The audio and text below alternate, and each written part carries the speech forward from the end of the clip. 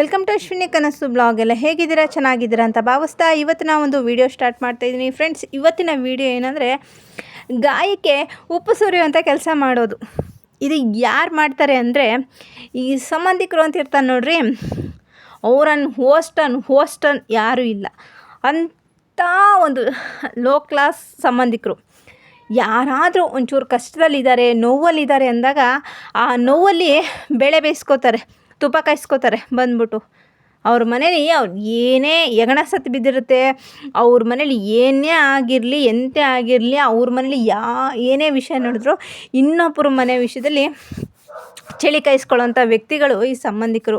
ಯಾರಾದರೂ ಏನಾದ್ರು ನೋವಲ್ಲಿದ್ದಾಗ ಖಂಡಿತ ಕೈಲಾದರೆ ಸಮಾಧಾನ ಹೇಳಿ, ಧೈರ್ಯ ಹೇಳಿ, ನಾವಿದ್ದೀವಿ ಧೈರ್ಯವಾಗಿರುವಂಥ ಆ ನೋವಿಗೆ ಇನ್ನಷ್ಟು ನೋವನ್ನ ತಂದು ಹಾಕುವಂಥ ಕೆಲಸಗಳನ್ನ ಮಾಡ್ತಾರೆ.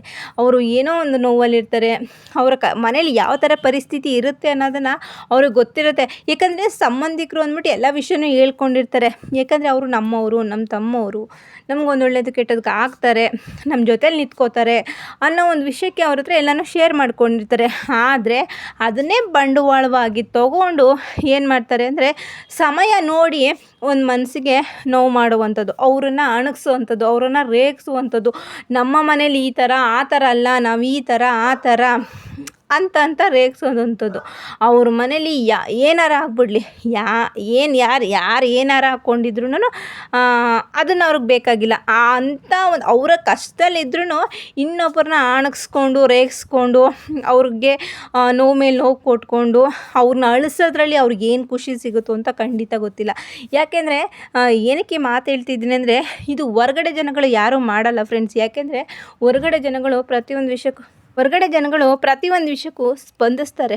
ಅವರು ನಮ್ಮವರು ಬಿಡು, ನಮಗೆ ಅವರು ಏನೋ ಒಂದು ಮನಸ್ಪೀಚಿ ನಾವು ನೋವನ್ನ ಹೇಳ್ಕೊಂಡಿದ್ದಾರೆ ಅಂದರೆ ಅವರು ಅದನ್ನು ಅರ್ಥ ಮಾಡ್ಕೋತಾರೆ, ಅವರ ಭಾವನೆಗಳಿಗೆ ಸ್ಪಂದಿಸ್ತಾರೆ. ಪ್ರತಿಯೊಂದು ವಿಷಯನೂ ಅರ್ಥ ಮಾಡಿಕೊಂಡು ಹೌದು ಏನೋ ಪ್ರಾಬ್ಲಮ್ ಆಗಿದೆ ಬಿಡಿ, ಇವತ್ತಿಲ್ಲ ನಾಳೆ ಸರಿ ಆಗುತ್ತೆ, ನಿಮ್ಮ ಮನೇಲೂ ಚೆನ್ನಾಗಿರುತ್ತೆ, ಧೈರ್ಯ ತುಂಬುವಂಥ ಕೆಲಸಗಳನ್ನ ಅಕ್ಕಪಕ್ಕ ವ್ಯಕ್ತಿಗಳು, ನಮಗೆ ಸಂಬಂಧಪಡ್ದಿರೋಂಥ ವ್ಯಕ್ತಿಗಳು ನಮಗೆ ಧೈರ್ಯ ತುಂಬುವಂಥ ಕೆಲಸಗಳನ್ನ ಮಾಡ್ತಾರೆ. ಅದೇ ಈ ಸಂಬಂಧಿಕರಿದ್ದಾರಲ್ಲ, ಏನು ಗೊತ್ತಾ, ಸಿಕ್ಕಿದೆ ಚಾನ್ಸು ಅಂದರೆ ಅವ್ರ ಮನೇಲಿ ಏನಾರಾಗಲಿ, ಏನೋ ಸಾಧನೆ ಮಾಡಿಬಿಟ್ಟಿದ್ದಾರೆ, ಏನೋ ಒಂದು ಮಕ್ಕಳುಗಳೋ ಇಲ್ಲ ಗಂಡನೋ ಏನೋ ಒಂದು ಸಾಧನೆ ಮಾಡಿಬಿಟ್ಟಿದ್ರೆ ಅದನ್ನು ಅವ್ರಲ್ಲಿ ಹಳಗೆಳೆಯೋದು. ಅವ್ರ ಮನೇಲಿ ಮಗನ ಪ್ರಾಬ್ಲಮ್ಮೇ ಆಗಿರ್ಬೋದು, ಅಥವಾ ಗಂಡನ ಪ್ರಾಬ್ಲಮ್ಮೇ ಆಗಿರ್ಬೋದು, ಮಕ್ಕಳ ಸಮಸ್ಯೆಗಳೇ ಆಗಿರ್ಬೋದು, ಯಾರು ಒಂಚೂರು ಮಾತುಕತೆಯಲ್ಲಿ ಮಾಡಿಕೊಂಡು ದೂರ ಆಗಿರ್ಬೋದು, ಆ ದೂರ ಆಗಿರುವಂಥದ್ದನ್ನೇ ತಗೊಂಡು ಅವ್ರು ಎಷ್ಟು ನೋವಿರ್ತಾರೆ ಅಷ್ಟಕ್ಕೂ ಗಾಯಕ್ಕೆ ಬಂದು ಉಪ್ಪು ಸುರಿಯುವಂಥ ಕೆಲಸಗಳನ್ನ ಮಾಡ್ತಾರೆ. ಅಂದರೆ ಮತ್ತಷ್ಟು ನೋವುಗಳನ್ನ ಕೊಡುವಂಥದ್ದು ಸಿಗ್ತದೆ. ಆದರೆ ಇವತ್ತು ಅವರು ಗಾಯಕ್ಕೆ ಉಪ್ಪು ಸುರಿಬೋದು, ನಾಳೆ ದಿನ ಅವ್ರ ಗಾಯಕ್ಕೆ ಉಪ್ಪು ಸುರಿಯೋಕ್ಕೆ ಯಾರೂ ಇರೋದಿಲ್ಲ. ಇವತ್ತು ಯಾರು ನಮ್ಮವರು ತಮ್ಮವರು ಅಂದ್ಕೊಂಡು ಸುತ್ತುವರೆಕೊಂಡು ನಿಂತಿರ್ತಾರಲ್ಲ, ಆದರೆ ಲಾಸ್ಟಿಗೆ ಅವ್ರು ಯಾರೂ ಆಗಲ್ಲ.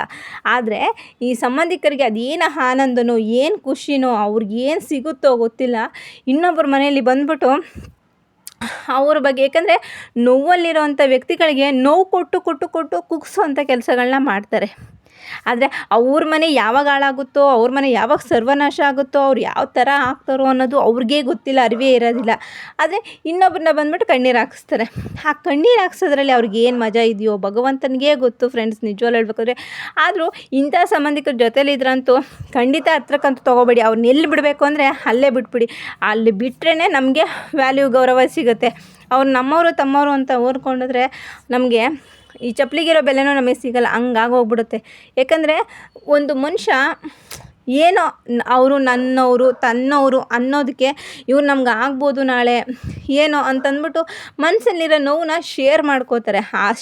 ಅವ್ರು ಹೇಳಿರೋದನ್ನೇ ಒಂದನ್ನು ತಗೊಂಡು ಅವ್ರನ್ನ ಎಳೆಯಾಗಿ ಅವಮಾನ ಮಾಡುವಂಥದ್ದು, ಎಳೆಯಾಗಿ. ಯಾಕಂದರೆ ನೋವಲ್ಲಿರೋ ವ್ಯಕ್ತಿಗೆ ಪದೇ ನೋವು ಮಾಡಿಕೊಂಡು ಅವ್ರ ಮನಸ್ಸನ್ನ ಕುಗ್ಸೋವಂಥ ಕೆಲಸಗಳನ್ನ ಮಾಡೋದು, ಅದರಲ್ಲಿ ಇವರು ಚಳಿ ಕಾಯಿಸ್ಕೊಂಡು ಮಜಾ ತಗೊಳ್ಳೋವಂಥದ್ದು. ಎಂಥ ಜನಗಳು ಇನ್ನೊಬ್ಬರ ಮನೆ ಹಾಳಾಗ್ತಾಯಿದ್ರೆ ನೋಡಿ ಪಾರ್ಟಿ ಮಾಡೋರು ಎಷ್ಟೋ ಜನ ಇದ್ದಾರೆ.